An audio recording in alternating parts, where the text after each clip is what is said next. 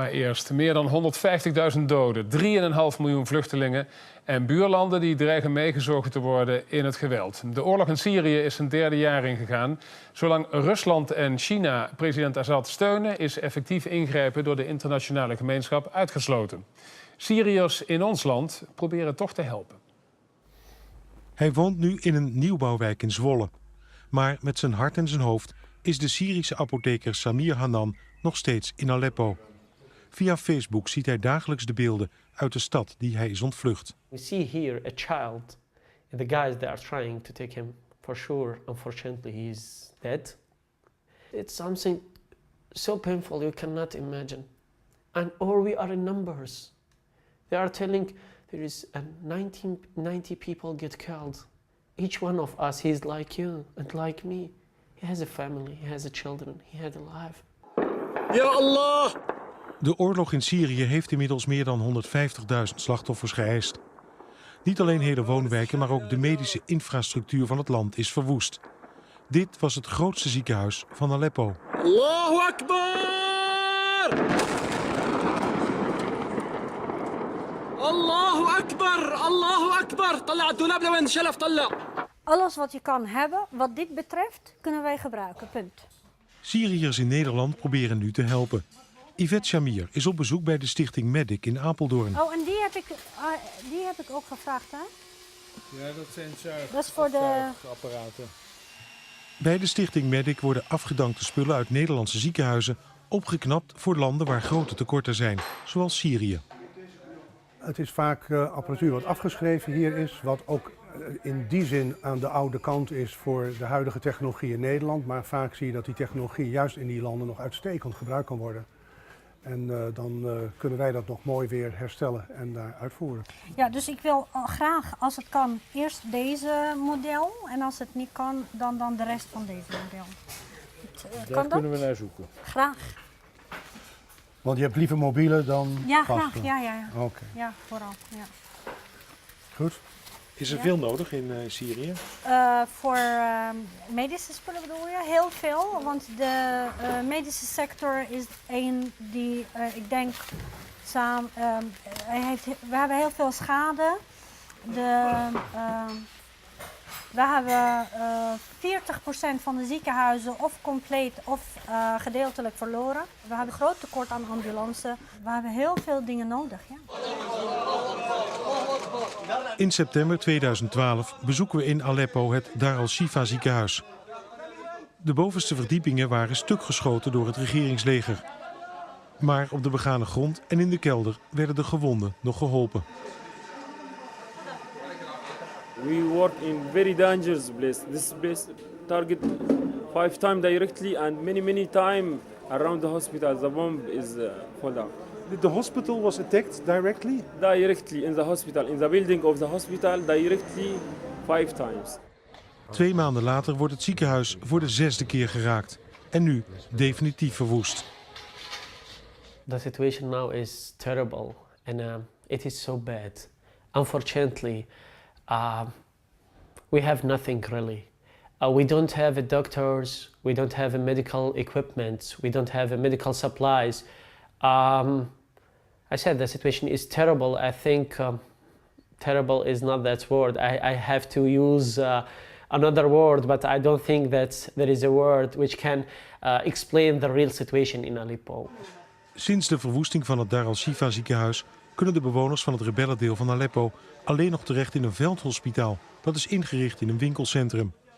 Toen wij er vorig jaar waren, durfden de dokters uit veiligheidsoverwegingen niet in beeld.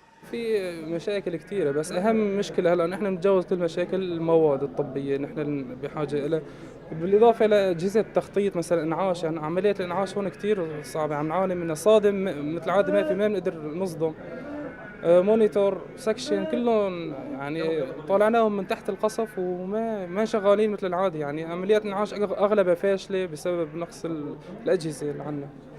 Niet alleen de gewonden kunnen nauwelijks meer worden verpleegd. De hele gezondheidszorg is ingestort.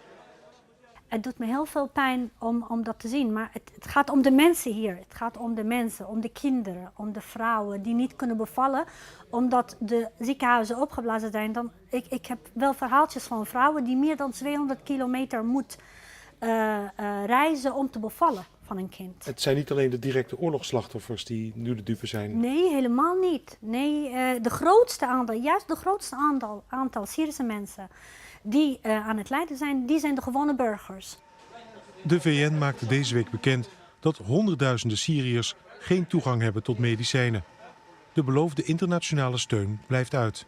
It hurts you more that no one is helping you, or they are telling that they are providing help, they are helping you, but it didn't reach to you, it didn't arrive to you, you didn't get it. Because the world is promising a lot. Yes, but it's just a promise. De Syriërs zijn op zichzelf aangewezen. Yvette Samir hoopt binnenkort weer een container met medische goederen naar Syrië te verschepen. Maar ze weet, het is een druppel op een gloeiende plaat. We praten over tientallen ziekenhuizen die helemaal verwoest zijn. Maar ja, en je kan gewoon een kleine, 4, 5 monitoren sturen. Maar ja, wat zegt dat in de... Het is niet veel.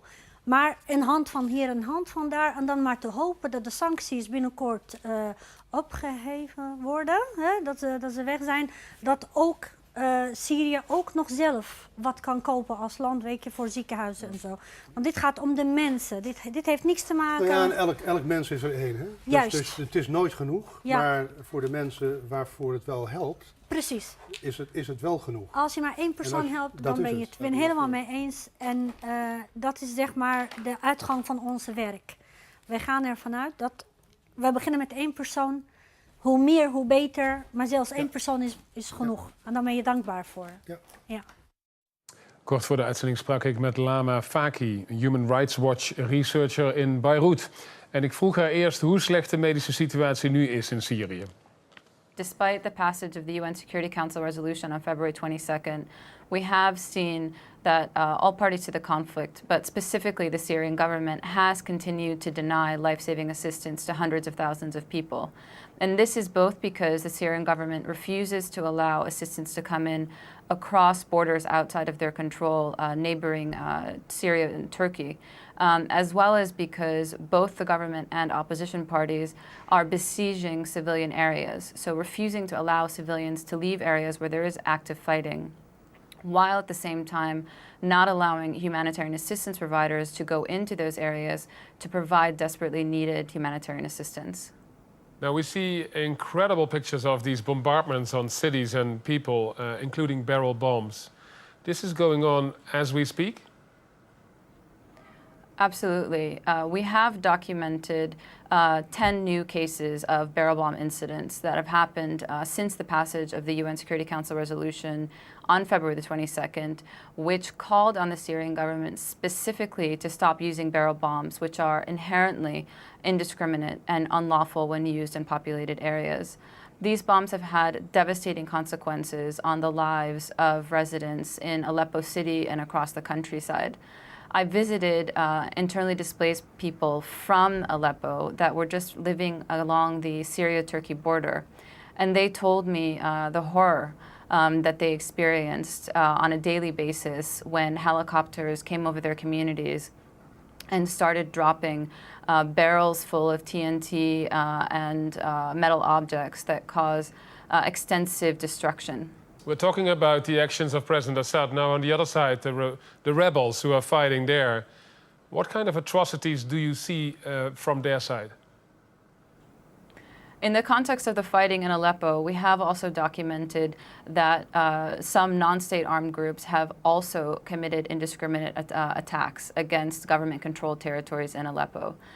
They are using some improvised weapons. One weapon in particular, the Hell's cannon, which is not able to be used in a targeted way. And so when you're using this type of weapon in a populated area, it's going to result in civilian casualties. So again, we're calling on all parties to meet the demands of the Security Council resolution and to cease these types of attacks.